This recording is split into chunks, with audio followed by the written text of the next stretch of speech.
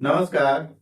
आज हम लोग राष्ट्रीय आय एवं योग्यता आधारित छात्रवृत्ति परीक्षा के बारे में बात करेंगे जिले के नोडल अधिकारी प्रमोद श्रीवास्तव जी से। और इस परीक्षा का जो कल रिजल्ट आया है इसके बारे में भी चर्चा करेंगे।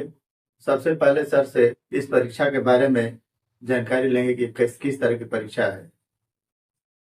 ये राष्ट्रीय आय एवं योग्यता आधारित छात्रवृत्ति परीक्षा 2025-26 का जो आयोजन हुआ था, इस जनपद में कुल आवेदनों की संख्या 1943 थी। जनपद के 5 केंद्रों पर यह परीक्षा 10 नवंबर को आदरणीय जिला विद्यालय निरीक्षक महोदय के नेतृत्व में यह हम लोग संपन्न कराए थे पूर्वक, और उसका परिणाम कल आया और काफी अच्छा परिणाम बलिया का, जो पूरे प्रदेश में अच्छे परिणाम देने वाले जनपदों में बलिया का भी हमारा स्थान है। मैं इसलिए बलिया के लोगों का और उन विद्यालयों के लोगों का जो विद्यालय प्रबंधन से जुड़े हुए हैं, जो व्यवस्था दिया है, अपने बच्चों की तैयारी कराया है, मैं सबको हार्दिक शुभकामनाएं, धन्यवाद ज्ञापित करता हूं। सर, ये परीक्षा जो है किस क्लास के बच्चों के लिए? ये परीक्षा कक्षा 8 में पढ़ने वाले बच्चे जब आवेदन करते हैं तो कक्षा 8 में पढ़ने वाले बच्चे ही आवेदन कर सकते हैं। और मुख्य रूप से ये राजकीय विद्यालयों में और स्व पोषित विद्यालयों और बेसिक से जो संचालित होते हैं कंपोजिट विद्यालय या हाई स्कूल परिषदीय विद्यालय के बच्चे ही इसमें प्रतिभाग कर सकते हैं। सर, हमारे जिले में कितने बच्चों का चयन हुआ है? देखिए, ये मानव संसाधन मंत्रालय दिल्ली से जो है ये निर्धारित है, कोटा हर प्रदेश के लिए कोटा निर्धारित है, हर प्रदेश के हर जनपद के लिए कोटा निर्धारित है। उसमें हमारे जनपद के लिए 251 का कोटा निर्धारित है। बहुत से जनपद, मैंने रिजल्ट परिणाम देखा तो मुझको लगा बहुत से जनपदों में लोग अपने कोटे को भी नहीं टच कर पाए हैं, कोटे से भी कम बच्चे उत्तीर्ण हुए हैं।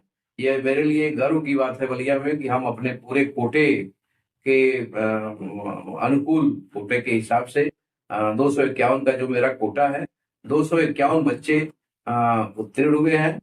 और उसमें भी मुख्य रूप से मैं उन बच्चों को बधाई देना चाहता हूं जो 1 नंबर, 2 नंबर और 3 नंबर पे आए हैं। 1 नंबर पे आने वाला हमारा जो छात्रा है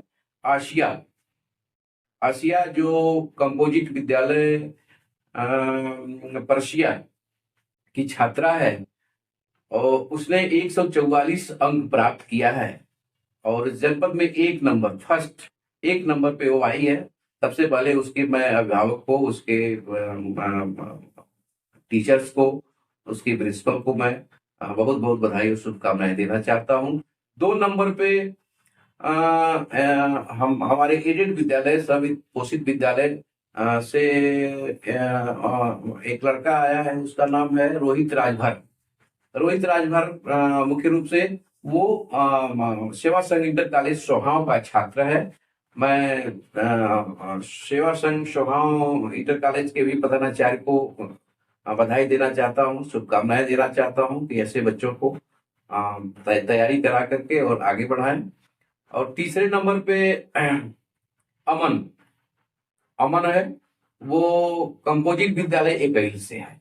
मैं कंपोजिट विद्यालय एकैल के भी प्रधानाचार्य को, टीचर्स को और उसके अभिभावक को बधाई शुभकामनाएं देना चाहता हूँ। सर, बच्चे परीक्षा दिया और रिजल्ट आ गया है, अब इसके बाद बच्चे क्या करेंगे? उनका आगे की प्रक्रिया क्या है सर? थोड़ा सा इस पर बता दीजिए। देखिए, ये राष्ट्रीय आय योग्यता आधारित छात्रवृत्ति परीक्षा की जो वेबसाइट है, जो मनोविज्ञान शाला इलाहाबाद से, प्रयागराज से संचालित होता है, वो उस समय पर बताया जाएगा जब उनकी वेबसाइट ओपन होगी। ये बच्चे जितने भी डॉक्यूमेंट्स अपने आवेदन करते समय लगाए होंगे, वो सारे डॉक्यूमेंट्स वो कलेक्ट करेंगे, अपने आय जात तैयार करेंगे। इसके बाद ये हमारे पास इनके बधाई पत्र प्रयागराज से आएंगे और बधाई पत्रों का ये वितरण किया जाएगा। और वितरण करने के बाद वो बच्चे फिर वेबसाइट पर ऑनलाइन अपने डॉक्यूमेंट्स के साथ उसको ऑनलाइन करेंगे। और ऑनलाइन करने के बाद फिर ये विद्यालय स्तर से वेरीफाई होगा, फिर डिस्ट्रिक्ट नोडल के स्तर से वेरीफाई होगा, फिर इसके बाद उनके खाते में छात्रवृत्ति की जो धनराशि निर्धारित है वो आएगी। और निर्धारित है, छात्रवृत्ति की धनराशि निर्धारित है। कक्षा 9 में वो जहाँ भी एडमिशन ले, उसमें भी शर्त है, एडमिशन भी उनको जो है प्रवेश जब लेंगे तो वो जो मानक है हमारे राष्ट्रीय आय योग्यता आधारित छात्रवृत्ति का, कि आप एडेड विद्यालय में अपना प्रवेश लेंगे या तो फिर राजकीय विद्यालय में प्रवेश लेंगे। ऐसे विद्यालयों में प्रवेश लेने के बाद ही आपको ये छात्रवृत्ति उपलब्ध कराई जाएगी, अन्यथा की स्थिति में आप छात्रवृत्ति पाने के हकदार नहीं होंगे। तो एक ये 9 में आपको छात्रवृत्ति, जब अप्लाई 9 में चले जाएंगे, आप अप्लाई करेंगे तो आपको छात्रवृत्ति की धनराशि मिलेगी 1000 रुपया पर मंथ के हिसाब से। और ये 9 में भी आपको अप्लाई करना पड़ेगा, ऑनलाइन करना पड़ेगा। 10 में जाएंगे तो फिर आपको ऑनलाइन करना पड़ेगा, 12 में जाएंगे तो फिर आपको ऑनलाइन करना पड़ेगा। ये 4 साल छात्रवृत्ति आपको रेगुलर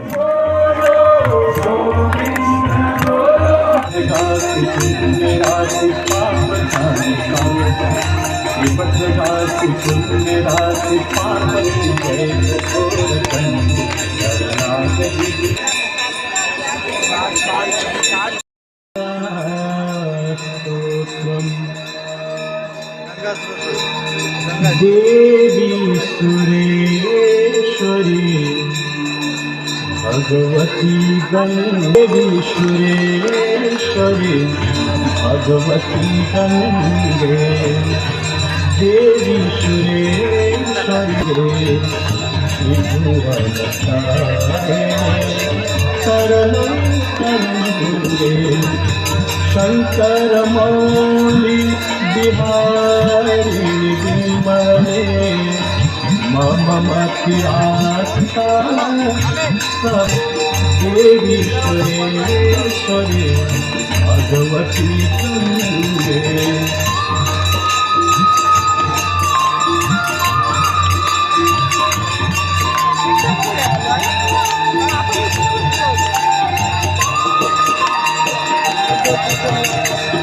हरिपद पाथे तरंगे गंगे, उरुपी कया भव सागर पारंगे, देवी सुरेश्वरी भगवती गंगे, देवी सुरेश्वरी भगवती गंगे।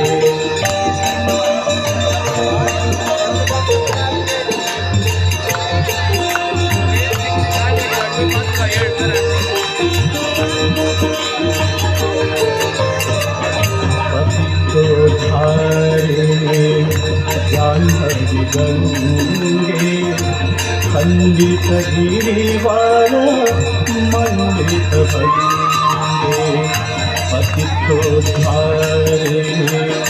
जाह्नवी देवी सुरेश्वरी भगवती गंगे, देवी सुरेश्वरी भगवती गंगे।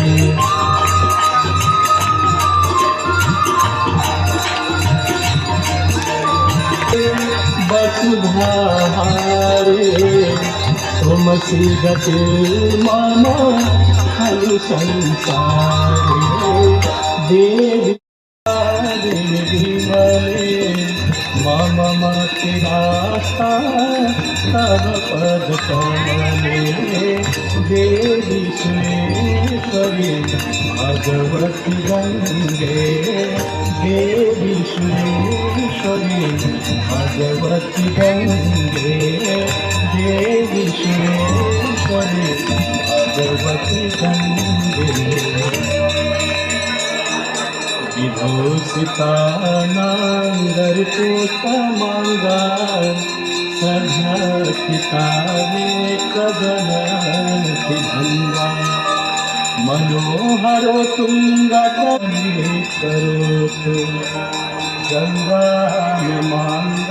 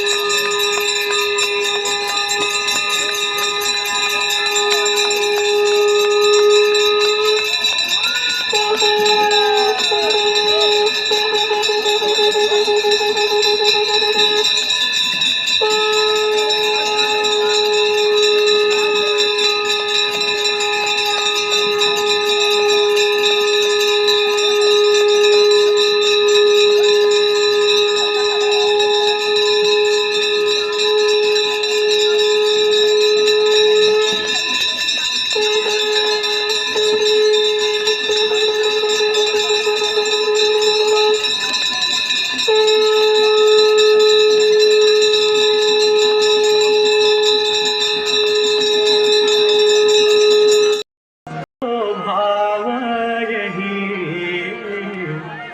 ये कवि के शब्द शिष्यते ओम शांति शांति शांति।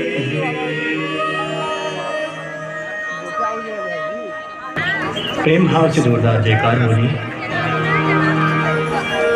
बोलो गंगा माता की, सती माता की जय, शीतला माता की जय, ब्रह्म स्वरूप श्री सत्य साईं बाबा की जय, परमहंस देव सद्गुरु श्री बापू जी महाराज की। सुगंधित पुष्पाणि यथा कालो प्रवाहित। गोंड समुदाय का अनिश्चितकालीन धरना जारी, शासनादेश के अनुपालन की मांग।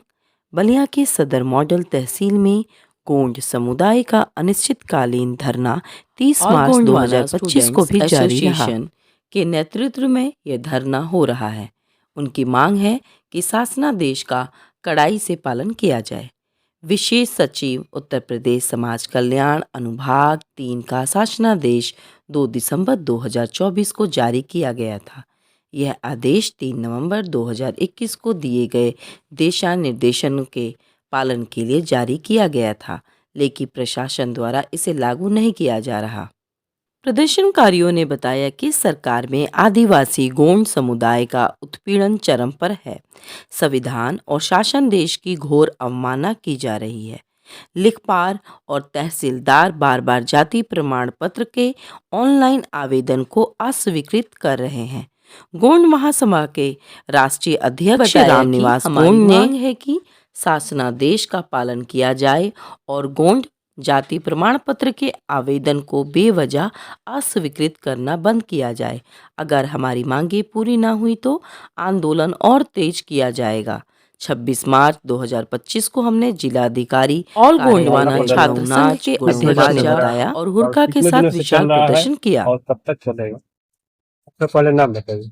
जी, मैं मनोज शाह, मैं आल गोंडवाना स्टूडेंट एसोसिएशन का राष्ट्रीय अध्यक्ष हूँ और गोंड अनुसूचित जनजाति का प्रमाण पत्र बलिया जिले के सभी तहसीलों में सुगमता पूर्वक बने, इसके लिए हम लोग विगत 27 जनवरी से यहाँ पे अनिश्चितकालीन धरना पर बैठे हुए हैं और ये धरना का आज 63वां दिन है।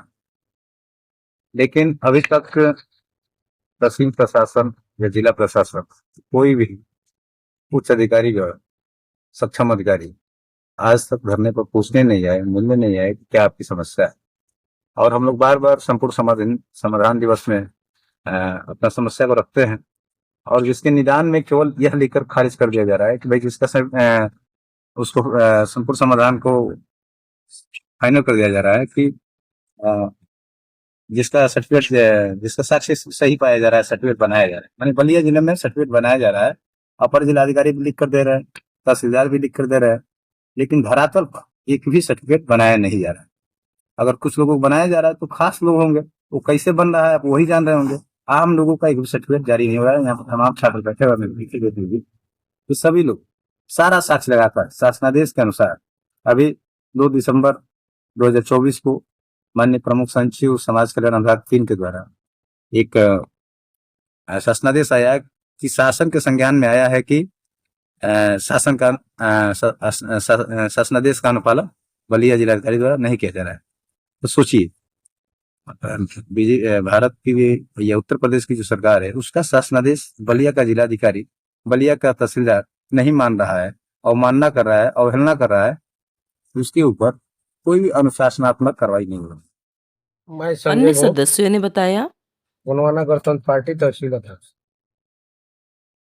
आज के बच्चों का प्रमाण पत्र सुगमता पूर्वक बने, इसके लिए हम लोग 27 जनवरी से इस धरने पर बैठे हुए हैं। इसके बीच में तहसील हम समाधान दिवस जो लगता है उसमें हम लोग अपना मांग पत्र दिए हैं। उसके बावजूद भी वो लोग लिख करके दे रहे हैं तहसील प्रशासन की, हम तो जो सही पाए जा रहे हैं उसको बना रहे हैं। जिला प्रशासन भी लिख करके दे रहा है कि बना रहा है, लेकिन हम 27 जनवरी से जो बैठे हैं और हमारे साथ जो बच्चे आए हैं वो ऑनलाइन किए हैं, सारे बच्चों का ऑनलाइन हीला हवाली करके खारिज कर दिया जा रहा है। हम कैसे माने कि प्रमाण पत्र बन रहा है? मैं सुदेश कुमार मंडावी। आज इस जो हम लोग धरना प्रदर्शन कर रहे हैं ये हमारा संवैधानिक हक है।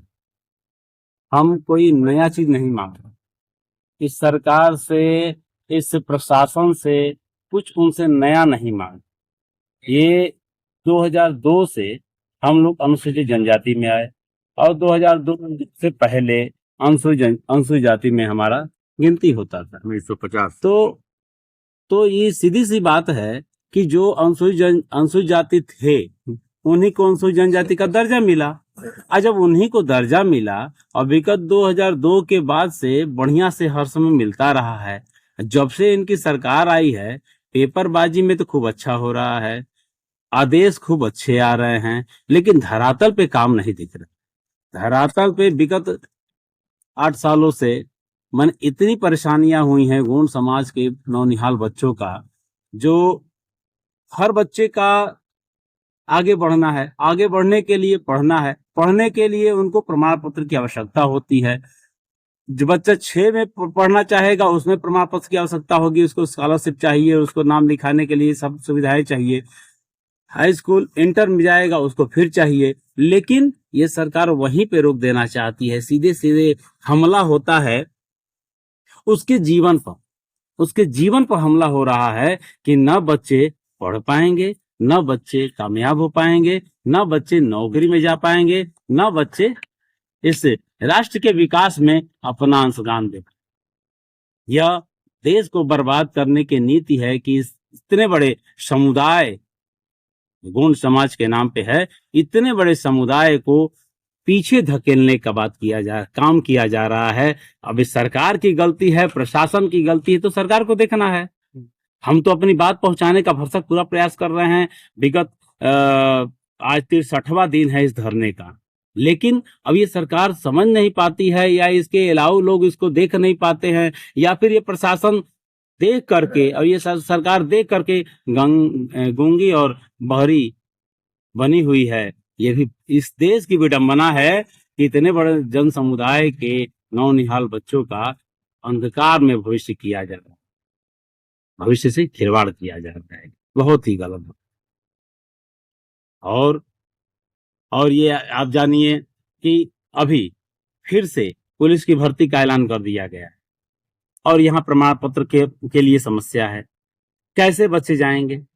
किसी तरह पिछली बार जो पुलिस की भर्ती आई थी उसमें हम लोगों ने ऑनलाइन कराने के लिए, जब हमारे घर के बच्चे जब जाने लगे, हमारे समाज के बच्चे जाने लगे, तो उसमें नए प्रमाण पत्र का नाटक था, तो उसको लड़ करके भिड़ करके उसको सही कराया गया। तो हाँ, पुराना प्रमाण पत्र मैंने हर चीज के लिए लड़ना पड़ेगा। संवैधानिक चीज जो अब हमेशा से मिलना चाहिए बड़े साधारण तरीके से, उसके लिए भी लड़ना पड़ रहा है। तब ये सरकार है, ये प्रशासन है, उसको आप देने का क्या कर रात रात भर यहाँ पर मरना है, मच्छरों से कटवाना अपने शरीर को। ये गोंडवाना स्टूडेंट एसोसिएशन के जो बच्चे हैं, आपके सामने दिख रहे हैं कैसे बच्चे बैठे हैं। क्या है, इनका दोष है? लेकिन सरकार चाहे तो 1 मिनट में कार्य कर सकती है। 1 मिनट काफी है उसके लिए। अगर कड़ी कार्रवाई कर दे अपने अधिकारियों पर कि जिसके फसली में जिसके कागजात सही हैं उसको आप बनाते क्यों नहीं? हजार डॉक्यूमेंट इसमें लंबित पड़े हुए हैं। इन्हीं के ऑफिस में, इस कलेक्ट्रेट परिसर में, तहसील परिसर में डॉक्यूमेंट लंबित पड़े हुए हैं, लेकिन उन पर ध्यान नहीं देना है, उनको ऐसे ही लटकाए रखना है। यह सरासर देश के भविष्य के साथ खिलवाड़ है, खाली अनुसूचित जनजाति के बच्चों के लिए नहीं, क्योंकि यही बच्चे कल के डेट में, कल के समय में वैज्ञानिक बनेंगे। जैसे हमारे भाई जी ने कहा कि वैज्ञानिक बनेंगे, डॉक्टर बनेंगे, प्रोफेसर बनेंगे, यानी देश का विकास करने में अपना अक्षम योगदान। मैं 27 जनवरी से जात प्रमाण पत्र के लिए हम छात्र हैं और जात प्रमाण पत्र के लिए कहीं मैं भटक जा रहा हूँ, ठीक। और मैं डीएम कुछ ही कदम पे हैं, अभी एक भी बार पूछने नहीं आए कि आप लोग यहाँ बैठे क्यों हैं। हम लोग उनसे रिक्वेस्ट कर रहे हैं कि आए और मेरे समाधान को सुने और मेरा जात प्रमाण पत्र सुगमता पूर्वक जारी करें। मैं अपना अनुसूचित जनजाति का प्रमाण पत्र जारी कराने के लिए बार बार ऑनलाइन आवेदन कर रहा हूं, और जो हमारे तहसील प्रशासन है जो साक्ष्य लगाने को बोला है वो सब मैं बार बार ऑनलाइन अपलोड कराता हूं, लेकिन फिर भी मनमानी तरीके से जो है कि हमारे आवेदन को बार बार निरस्त कर दिया जा रहा है। अभी 26 जनवरी को फिर मैंने ऑनलाइन आवेदन किया था, उसको भी कल का रिजेक्ट कर दिया गया है, और बिना किसी ठोस कारण के रिजेक्ट कर दिया जा रहा है मनगढ़ंत तरीके से, और रिपोर्ट भी गलत लगाया जा रहा है। तो हम लोग का उत्पीड़न चरम पर है। अगर हम लोग की सुनवाई नहीं होगी तो हम लोग अपने आंदोलन को और तीखा करेंगे। तो हमारा यही निवेदन है कि हम लोग का अनुसूचित जनजाति का प्रमाण पत्र सुगमता पूर्वक जारी हो। साक्ष्य में कोई कमी हो तो उसको स्पष्ट बताया जाए कि इस साक्ष्य की कमी है जिससे आपका प्रमाण पत्र नहीं बन सकता है। बिना मनगढ़ंत तरीके से कुछ भी नहीं लिख दिया जाए। नरेंद्र गौड़, अखिल भारत वर्षीय गौड़ महासभा के राष्ट्रीय उपाध्यक्ष हूँ और वर्तमान में राजनीतिक दल समाजवादी पार्टी का मैं प्रदेश सचिव। इस धरना प्रदर्शन के उपलक्ष्य में कुछ कहेंगे आप? बिल्कुल कहेंगे। ये धरना प्रदर्शन गौड़ समाज की जाति प्रमाण पत्र सुगमता पूर्वक जारी हो, इसके लिए अनवरत धरना लगभग 2 महीने से चल रहा है। और शासन कह रही है कि हम आपको आदेश दे रहे हैं जाति प्रमाण पत्र बनाने के लिए, और यहाँ के जिलाधिकारी महोदय कह रहे हैं कि यहाँ गौड़ पाए ही नहीं जाते। तो इस कंडीशन में समाज बीच में हो गया है। अधिकारियों के खींचतान में और भारतीय जनता पार्टी की नजर हमारे समाज पर खराब होने के कारण हमारा जाति प्रमाण पत्र जारी नहीं हो रहा, क्योंकि सीधे सीधे सरकार की मंशा है, यहाँ का मंत्री का मंशा है कि गौड़ समाज का जाति प्रमाण पत्र जारी न हो। अगर जारी होगा तो इनके बच्चे अच्छे शिक्षा पाएंगे, साइंटिस्ट बनेंगे, कोई अधिकारी बनेगा, कोई वीडियो बनेगा, कोई तहसीलदार बनेगा, मतलब तमाम अपनी कंपटीशन, अपनी गुण से ये बच्चे अपना जो है कंपटीशन पास करके आगे चले जाएंगे। क्योंकि उन लोगों का रिजर्वेशन, अरे क्या लड़ाई है हमारी। 10% का आरक्षण सामान्य वर्ग को गवर्नमेंट ने दे रखी है, और मैं तो 2% वाला व्यक्ति, मैं तो 2% अपना मांग रहा हूं, और आप दे भी नहीं रहे हो क्योंकि तुम्हारी देने की मंशा है नहीं, ना तूने 2% के अलाउड किया है। ये तो पहले ये शासनादेश और भारत सरकार के राजपत्र के अनुसार, हाई कोर्ट और सुप्रीम कोर्ट के निर्देशानुसार, और सदन में पक्ष और विपक्ष दोनों की सहमति से हमारा ये 2% आरक्षण कोटा हुआ। 2% कोटा देने में इतनी हीला हवाली है कि अब ये बहुत ही शर्म की बात है। और 10% कोटा वालों को ले जाइए, आप जाएंगे, आपको 2 दिन में केवल वो क्या बोलते हैं, आधार कार्ड के आधार पर 10% वालों का आरक्षण का जो है कि कोटा के हिसाब से तुरंत उन लोगों का जात जारी हो जा रहा है। ईडब्ल्यूएस जिसको कहा जाता है। और इतना ही नहीं, उनकी कोई बैकग्राउंड जांच नहीं हो रही है, उसका जो मानक है, मानक से कई गुना धनवान लोग हैं जो उसका लाभ ले रहे हैं। और मैं तो भूमिहीन हूँ, मेरे पास भूमि भी नहीं है, मैं शिक्षा में भी मैं कमजोर पड़ रहा हूँ क्योंकि मेरे पास हथियार नहीं है। इन सब चीजों के साथ देखते हुए मैं सीधे सीधे उत्तर प्रदेश सरकार के मुख्यमंत्री योगी आदित्यनाथ जी जो सांसद थे गोरखपुर के, तो उन्होंने बहुजन समाज पार्टी की सरकार में सदन में आवाज उठाई थी कि गौड़ समाज का जाति प्रमाण पत्र बने और सुगमता पूर्वक जारी हो। धरना स्थल पर प्रमुख रूप से मनोज शाह, संजय गोंड, सुरेश शाह, अरविंद गोंड, श्रीपति गोंड, सुचित गोंड, रवि गोंड, रघुनाथ गोंड, विनोद गोंड, सिकंदर गोंड, शिवजी गोंड, श्री भगवान गोंड, अनिल शाह, पारस गोंड, रामायण गोंड, महंत गोंड और त्रिलोकी गोंड मौजूद रहे। छात्रों का उत्पीड़न बंद करो। आदिवासी गोंड समुदाय अपनी न्याय संगत मांगों को लेकर संघर्षरत है। क्या प्रशासन उनकी बात सुनेगा? क्या शासनादेश का पालन होगा? यह देखने वाली बात होगी।